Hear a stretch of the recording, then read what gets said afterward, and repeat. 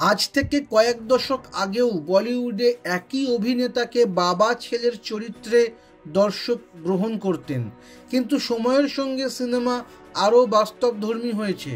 তারপরে 2023-এ জওয়ান ছবিতে আবার শাহরুখ খানকে পিতা পুত্রের চরিত্রে দেখে দর্শক আপ্লুত এবং ছবি ব্লকবাস্টার। এবার সেই শাহরুখের মন্ত্রকেই গ্রহণ করতে চলেছে বাংলার সুপারস্টার দেব। নতুন বছরের প্রথম দিনেই তিনি ঘোষণা করেছেন তার আগামী ছবি খাদানের। মোটামুটি কয়লা খনি অঞ্চলের যে সমস্ত রাজনীতি, যে সমস্ত সামাজিক সমস্যা ইত্যাদির উপর নির্ভর করে দ্বৈত চরিত্রে অভিনয় করবেন দেব, এমনটাই শোনা যাচ্ছে।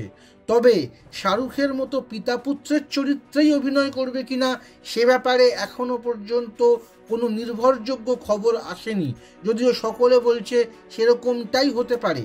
কেরিয়ারে এখনো পর্যন্ত কোনো ডুপ্লিকেট বা ডাবল রোল চরিত্রে অভিনয় করেনি দেব। সেখানে তার এই প্রথম উদ্যোগ যে দর্শকদের জন্য বড় চমক হতে চলেছে তা নিয়ে কোনো সন্দেহ নেই। অবশ্য দেবের নিন্দুকেরা বলছেন যে দেব নিজে থেকে কিছু করে না, কাউকে কিছু করতে দেখে যদি সে দেখে যে সেইটা করে অন্যরা হিট পাচ্ছে, দেব সঙ্গে সঙ্গে সেটাই করতে চায়, সে ব্যোমকেশ হোক কি ফ্যামিলি ড্রামা হোক।